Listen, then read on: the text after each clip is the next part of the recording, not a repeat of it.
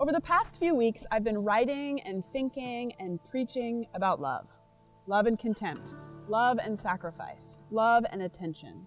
I've asked us to think deeply about who we love and how we love them. I've asked us to think about who we don't love and why. I've asked us to do honest self-reflection and to take action. I've asked us to reach beyond our comfort zones and do the hard work of learning to love better. But after all this, there's one thing still stuck in my mind. One thing that hasn't been named in all this exploration: self-love. What happens when our contempt is directed inward?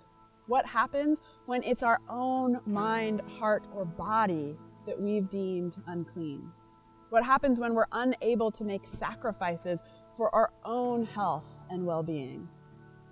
The sad fact is, even if we're not suffering from full-fledged self-hatred, many, if not most of us, experience some sort of self-judgment on a daily or even hourly basis. As a yoga teacher, I spend a great deal of time studying thoughts and our habits of thinking. In my work with yoga students and yoga therapy clients, I come alongside people as they explore their own thought patterns. Through the years, I've noticed some commonalities. Many people feel like they live at the whim of their thoughts. When they start to pay attention to the functioning of their mind, they begin to realize that their sensory mind has more control over their actions and feelings than it probably should. And some of the most common thoughts running through their minds are thoughts of self-doubt, self-judgment, anxiety, and fear. We often speak to ourselves in the privacy of our own inner minds in ways that we wouldn't allow others to speak to us, in ways that we would never speak to someone else. This may be a common experience, something that we share, but it isn't something to simply shake off as a normal part of being human. What we think about is important, because our thoughts, especially the ones that we think over and over and over again, shape our experience of life and our perceptions of the world. The Buddha says that all we are is the result of what we have thought. What you think about shapes who you are and what you become. I have a voice inside me that I've started calling the mean voice. The mean voice can be really mean. But let me tell you, for a couple of reasons, she's a lot less mean than she used to be. First, I let the mean voice out. Now, please understand me, I'm not being metaphorical here. I literally voiced out loud the things the mean voice was saying. Things can get intense locked inside our minds, but when we bring them out into the light of day, we're able to look at them differently. So I'm inviting you into the practice of speaking or writing down your thoughts verbatim. Next time you notice your mind filled with self-judgment, start talking out loud or get out a piece of paper and write down what you hear. This process of bringing out the mean voice, or whatever you want to name your inner critic, and please do name it, it's helpful, gives you space to analyze the words without getting lost in them. When our mind is just thinking on autopilot, we can forget that we're not actually our thoughts. Now, I want to make sure you hear me. You are not your thoughts. Our thoughts are just one part of us. Other parts of us include our stomach and its hunger. The weird sensation we feel when we hit our elbow or funny bone just right so that we feel the ulnar nerve. The emotion of excitement. The hormone of cortisol pumping through our endocrine system. Our eye color. And on and on. We are really interesting and complex creatures, and thoughts are absolutely part of who we are, but they are not who we are. Yoga Sutra 1.4 tells us that we spend most of our time, most of our life, lost in the ever-changing movements of our minds. This isn't good, but it's especially bad if the ever-changing movement of our minds is lost on a loop of self-doubt, self-judgment, anxiety, and fear. So please, let those thoughts out. Once I forced my mean voice to speak in the real world, I was able to respond differently. And I was able to put the mean voice up against other voices in my life. I'm blessed with an amazing, deeply empathetic best friend. And once, when we were in the bathroom together while she was blow drying her hair, I found the courage to tell her how I talked to myself in my own head.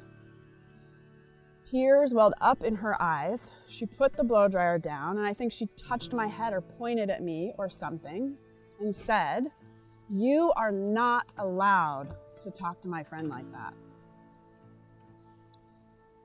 It was a powerful, transformative moment for me, one that highlights the importance of cultivating relationships in which we can share our vulnerabilities, because love is always multi-directional.